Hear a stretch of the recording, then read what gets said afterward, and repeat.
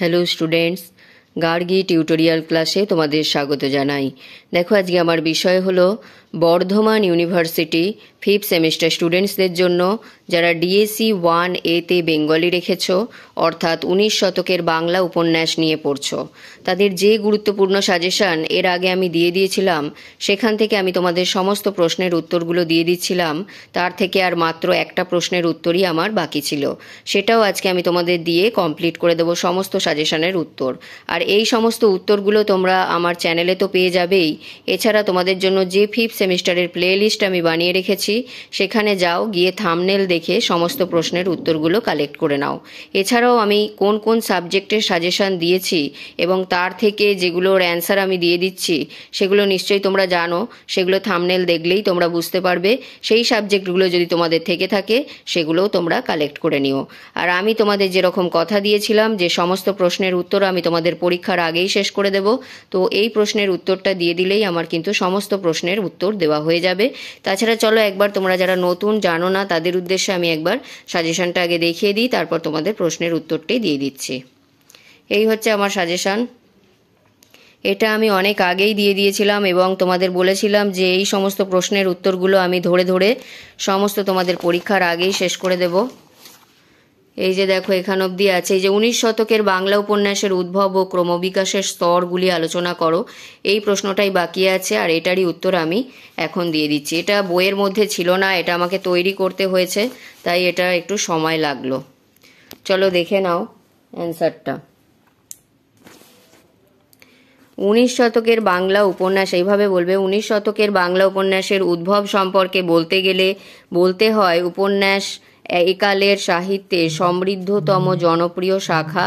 গত 200 বছর ধরে ইউরোপ আমেরিকাতে তো বটেই, সারা বিশ্বে উপন্যাস সাহিত্যের খ্যাতি ছড়িয়ে পড়েছিল। নানা ভাষা, নানা রকমের উপন্যাস থেকে খুঁজে পেতে একটা সাধারণ পরিচয়পত্র রচনা করা অসম্ভব না হলেও কঠিন ছিল, কারণ কোনো শিল্প রূপেরই নিখুঁত সংজ্ঞা দেওয়া সম্ভব নয়। ইউরোপীয় ভাষা ও সাহিত্যে উপন্যাস বলা হয় রোম্যান, যার উৎপত্তি মধ্যযুগের কল্পকাহিনী রোম্যান্স থেকে।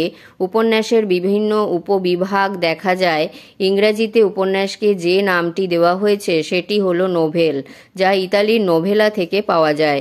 সুতরাং উপন্যাস জীবনে এক সুসংবদ্ধ আত্মার প্রকাশ। প্রাচীন সংস্কৃত কাব্য, পঞ্চতন্ত্র, বৌদ্ধ জাতকের গল্প, রূপকথা, ময়মনসিংহের গল্প ইত্যাদি উপন্যাসের বীজ বপনে দেখা মিললেও বাংলা উপন্যাসের শুরু 19 শতকের দ্বিতীয় ভাগে বঙ্কিমচন্দ্রের হাত ধরেই ঘটেছিল। এরপর দেখো, প্যারা চেঞ্জ করে লিখবে, এরপরে কিছু কিছু উপন্যাস দাবি জানাতে পারে, যেমন ভবানীচরণ বন্দ্যোপাধ্যায়ের নববাবু বিলাস, প্যারীচাঁদ মিত্রের আলালের ঘরের দুলাল, কালীপ্রসন্ন সিংহের হুতুম প্যাঁচার নকশা, তবে এগুলিকে প্রকৃত উপন্যাস বলা চলে না। প্যারা চেঞ্জ করে আবার লিখবে, এরপর বঙ্কিমচন্দ্রের হাত ধরে উপন্যাসের দ্বার উন্মোচন হলো। সাধু সার্থক উপন্যাস রচনা, যেমন দুর্গেশ নন্দিনী, কপালকুণ্ডলা, মৃণালিনী, বিশ্ববৃক্ষ, দেবী চৌধুরানী ইত্যাদির দূরদর্শিতা ও ঘটনা বিন্যাসের দক্ষতা ও বিশ্লেষণে বঙ্কিমচন্দ্র বাংলা উপন্যাসে যে এক নতুন দিগন্ত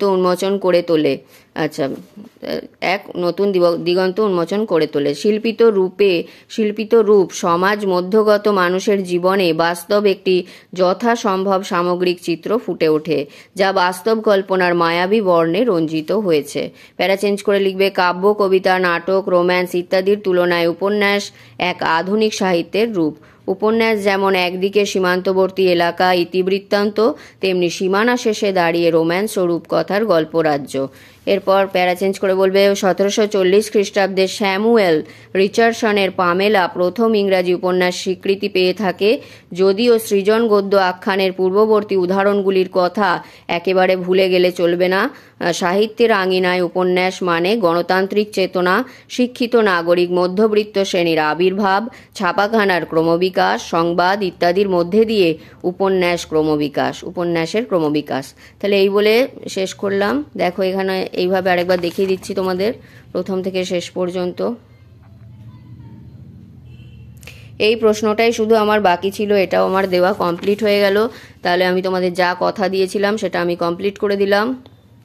ভিডিওটি ওই বলে শেষ করলাম। যদি ভিডিওটি গুরুত্বপূর্ণ মনে হয় তাহলে একটি লাইক করে দিও, চ্যানেলে নতুন হলে সাবস্ক্রাইব করে নিও এবং দেখা হচ্ছে আবার পরের ভিডিওতে।